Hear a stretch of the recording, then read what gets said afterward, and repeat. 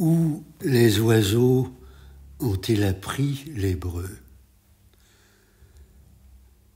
C'est l'histoire d'un juif un peu fou, d'Isaac, le nettoyeur des rues. Il régnait sur une vieille brouette et allait, accompagné d'une pelle et d'un gros balai-brosse, toujours appliqué à sa tâche. Tout le monde le connaissait, figure joviale, mangée par les poils, barbe, poivre et sel, 2 braves yeux de chien. Il avait vraiment l'air d'un juif. Son air halluciné ajoutait au spectacle de sa personne un commentaire adressé au continuel pourfendeur des enfants d'Abraham.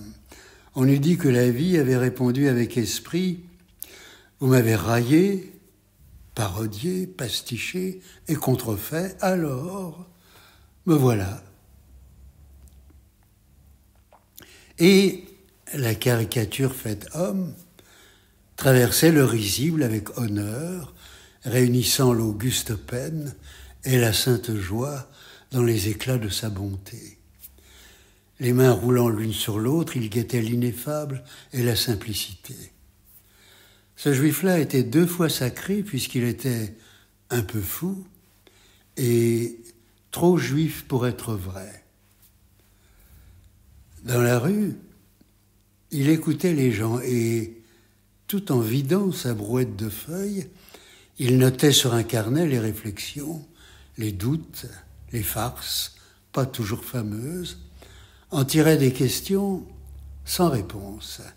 Il avait bien compris que toutes ces fêtes juives qui rythmaient l'année sortaient, telle une main des nuages, pour nourrir leurs cœurs affamés.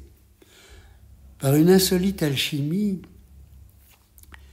Isaac s'était appliqué à fonder sa propre religion et créer sa propre fête, puisant dans ses méditations de balayeur ébouriffé le suc des jours sacrés.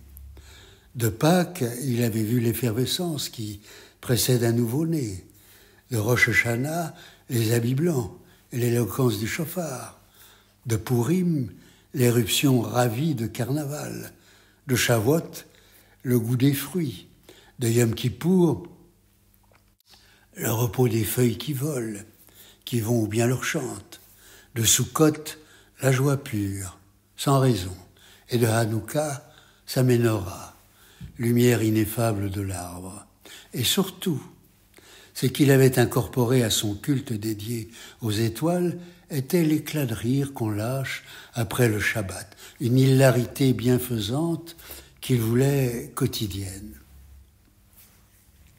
Quand il allait à la choule, la synagogue, loin de chercher à imiter, comprendre ou participer, il puisait dans les étrangetés et la poésie des Juifs les émotions inclassables de son Dieu.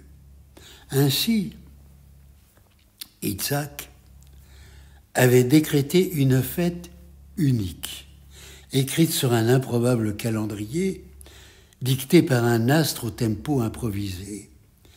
Une cérémonie aléatoire qui venait d'un coup quand le bras de l'Éternel se posait sur l'épaule d'un fou, signe qu'il était temps de faire l'arbre.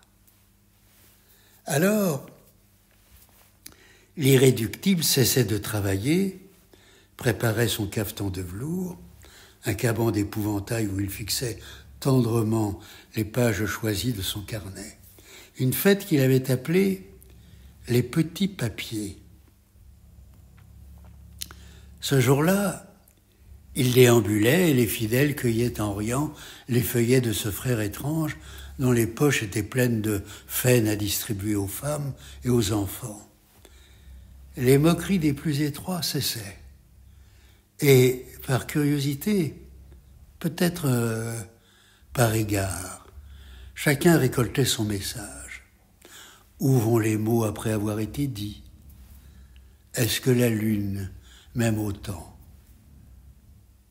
Jusqu'où pousse la barbe du rabbin quand il dort? Suis-je la bonne histoire? Qui pleure la pluie? Les fleurs peuvent-elles nous sentir si nous ne respirons pas? Qui tourne mes pages? Quoi faire Avec les quoi? Combien d'encore? Où les oiseaux ont-ils appris l'hébreu? Un jour, un juste qui passait vit l'homme fait et cueillit d'une main amicale sa métaphore. Les gens regardaient de loin, se demandant quel poème extravagant le savant avait tiré et quel improbable échange allait suivre. Ils furent étonnés de voir le sage lever les yeux vers le ciel, embrasser la main du fou et alterner un dialogue visiblement profond avec de grands éclats de rire. Puis le juste sembla poser une question, car il écartait les mains en position d'attente. Le balayeur se lança dans un long monologue, les mains roulant l'une sur l'autre, avant de s'ouvrir elle aussi. Et à son tour, le juste partit dans un discours passionné. Le ballet des mains et des mots continua 2 heures et demie. On eût dit 2 docteurs de la loi en pleine jonglerie avec la Torah. Soudain, les 2 s'agrippèrent par le bras et d'un coup se mirent à danser. Ils tournoyèrent si vite qu'on ne distingua plus qu'un seul corps de lumière.